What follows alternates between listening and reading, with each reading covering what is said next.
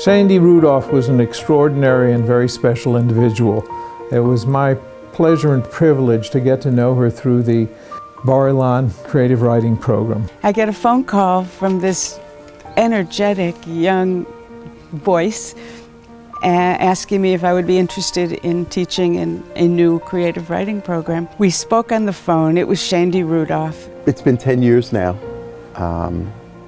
since Shaindy's gone. It's hard to believe. Shaindy was a young marza at the time, assistant professor.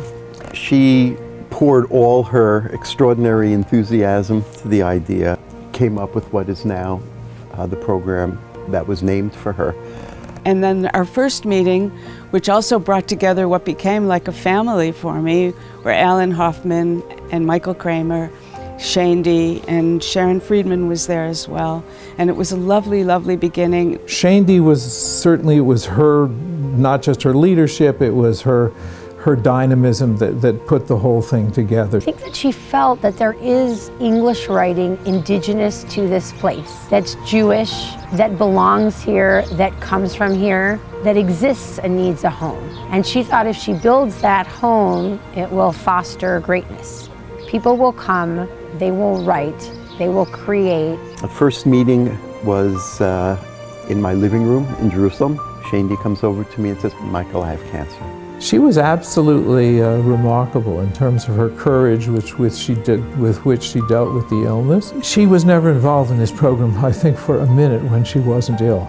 And she put this whole thing together, and she continued to do it. We all got going with Shaindy's energy and her very, very clear planning. We managed to get the program up, I think a year later, and we started it. So she just got the charge from the department, and she developed it, took off and ran with it. The idea was not only to get Israeli students, but to attract students from abroad for a year in Israel to immerse themselves both in Jewish and Israeli culture. I think for Shaindy it was a home also for her own exploratory and self-examining her talent, her brilliance. Very soon the program was developed into a group of individuals of all types of backgrounds. People who were religious, people who were not religious, people who were Jewish, who were not Jewish, who would come here and have a sort of creative encounter with each other, with professional writers, and with the world around them here. This specific program is the only program in the world that teaches creative writing with an Israeli and Jewish focus. Writers are influenced, inspired by being in Israel. I know I was. A lot of my writing was influenced by the place, by my experiences here. The presence of the Jewish texts were there. I was a little bit worried that maybe there'd be some sort of restrictions on what would be acceptable, what would be desirable for me to write. I was really delighted with what I found. I felt there was zero limitation on what I could write. We have a terrific mix of students who come from Israel and abroad, and within Israel the population is varied, and lots of different writing styles, people working on many, many different projects. We have probably about between 17 and 26 students a year, and they come from about 13 different language groups around the world. I think the teachers are certainly very motivated and charmed by the exchange with students from different cultures. I've had students who are Palestinian, some from America, some from Canada. We have students who want to come and learn more about Israel and the Middle East, and this is the most effective and the best place for them to study. I think there are moments in the classroom that are not easy, moments of confrontation, different worlds, different worldviews, and it seems to me that that is wonderful. I feel that the writing classroom is maybe one of the best places for that to happen, and I know that all the faculty in the program do our best to make the classroom a space in which really anything can be written. I think one of the most unique things here is the class size, and the full-time faculty or the visiting lecturers are working with us very closely, and there's a lot of care and a lot of attention. There's a very nice relationship between all the faculty members, and this is unusual. And I think that warmth really infiltrated the entire program. The conferences she put together were masterpieces, were just incredible. The first one was a creative writing conference. The conference was, I think, the first of its kind in Israel, as the program is. She invited me to speak, and I said, no, I can't do that. And she said, no, speak about where your work comes from. And in fact, she inspired me, and I did take part in that conference. She wasn't just a scholar. She also was living in the times that she lived in. She brought contemporary writers and poets and artists to speak to us. It was her encouragement that helped me to write about my own people, stories I thought nobody would be interested in. That's what she gave to other people. She made them more of who they were. She amplified that. In fact, one of the things that's come on more recently in later years to some great distinction is the translation programs, which are both in fiction and in poetry.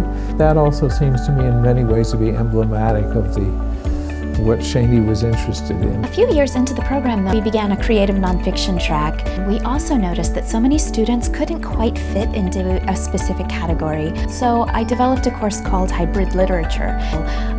We've had maybe a quarter of our students writing hybrid theses, and a couple of them have published books already from this course. Well, anybody who chooses to come to a creative writing program is willing to take risks. Maybe as they go through the program, they'll discover new ways of expressing themselves. It's very exciting to see that the person who comes in here isn't exactly the same person who leaves at the end of a creative writing degree. I joined the creative writing program because I want to extend my horizon and go beyond the Dutch language. I knew how to build up a story, but did I know to bring out this little bird that sits inside of me and that is the creative writer? But once this door was opened, I let it go out, and I feel that it improved my writing tremendously. There's something comforting about finding out that you kind of belong to a genre of literature. What types of themes suit me? Which writing style suits me the best? I've learned how to look more critically at other people's writing, and as a result, I think I look more critically at my own writing. I became a writer in the program. The program offers what I always looked for in my field, in dance, and that is creative tools in order to express my narrative. Our creative writers have graduated in poetry and fiction, have ended up being translators for Said Kashua, for Agi Michol, for Dutch, for Portuguese writers.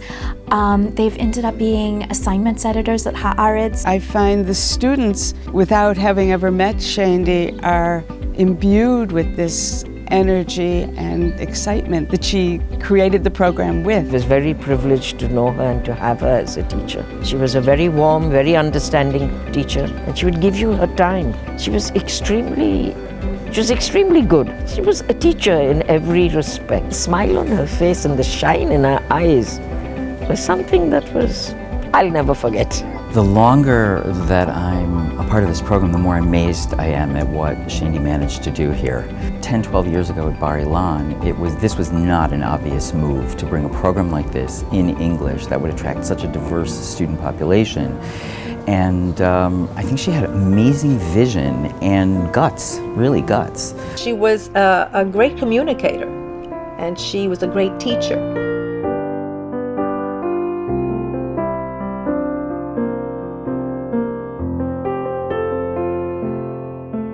She was inspiring, she was funny, she was passionate about what she enjoyed, and that was meaning literature, and she was a very attractive person, very charming. So she had all these qualities that drew, of course, her friends, but also students to her. When people talk about Shaindy, they really talk about her ability to make everybody feel that they matter, her ability to make everyone feel loved, her incredible enthusiasm, and her really, really incredible vision. I remember how hard my grandfather, Sheldon Rudoff Zal, worked, and my grandmother continues to work to perpetuate the program. Shaindy was a visionary, and she had realized the vision that she had. Always, whenever we have meetings, there's certain things where I say to myself and I say to our creative writing committee, this is what Shaindy wanted, and that's the way it's going to be, and that's the way it is. I think she knew that it had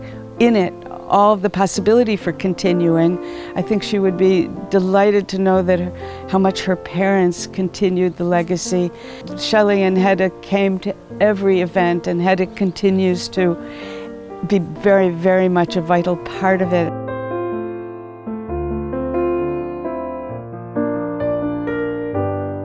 Even if Shaindy couldn't have envisioned exactly where it was going, I think she would be delighted. It was an unwritten idea that we would somehow help the program to continue, because that was her legacy.